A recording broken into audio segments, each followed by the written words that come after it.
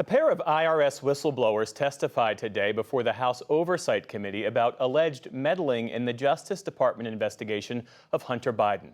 You'll recall that Hunter Biden reached an agreement to plead guilty to 2 federal misdemeanor counts of failing to pay his taxes. He also agreed to abide by a set of conditions to avoid a separate felony gun possession charge. The whistleblowers say those charges and this case are out of line with the norm. Democrats dispute that. Lisa Desjardins was in the hearing room today and joins us now from Capitol Hill. So Lisa, what did these whistleblowers allege were the problems with the investigation? Jeff, this was a long and for the most part substantive and serious hearing from both sides.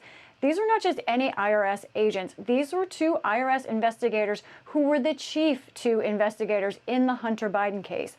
They gave a list of things that they said were out of the norm, unprecedented obstacles and changes in the way that this case worked. Among a few of those things that they listed, first at the top, they said that they were not allowed to search Joe Biden's home where Hunter Biden was living, that they were blocked from interviewing Biden grandchildren who may have been able to give testimony about Hunter Biden's tax returns, that they were prominently they did not see the felony tax charges that they recommended and which they said other prosecutors early in the case also agreed with. And they also said they saw outside limits on David Weiss. He is the U.S. attorney in Delaware who is overseeing the prosecution and this plea deal in the Hunter Biden case.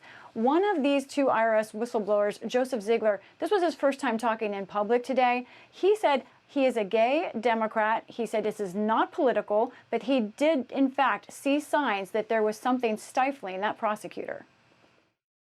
It appeared to me, based on what I experienced, that the U.S. attorney in Delaware in our investigation was constantly hamstrung, limited, and marginalized by DOJ officials as well as other U.S. attorneys. I still think that a special counsel is necessary for this investigation. There's no reason to believe there will be a special counsel. This report, Ziegler said that throughout the investigation, they became scared to ask questions that they thought would lead to the Biden family or Joe Biden or his campaign. Lisa, White House officials point out that there are often disputes, internal disputes between investigators and prosecutors. And a White House spokesperson today said that House Republicans, as I look at my notes here, were, quote, staging partisan stunts to try to damage President Biden politically. How did Democrats on the committee see it? That's right. Democrats see this completely differently. One thing that was unique in this hearing, Democrats did not question the credibility of these witnesses. They said these are career professionals, but they said they think they got some things wrong, that essentially these were investigators versus prosecutors, and there's often a difference of opinion in how a case should be charged. Now, they pointed specifically to a letter from the U.S. attorney in this case, David Weiss, that came out in the last few weeks, where Weiss was very clear, saying, I followed the process and I was never denied the authority to bring charges in any jurisdiction.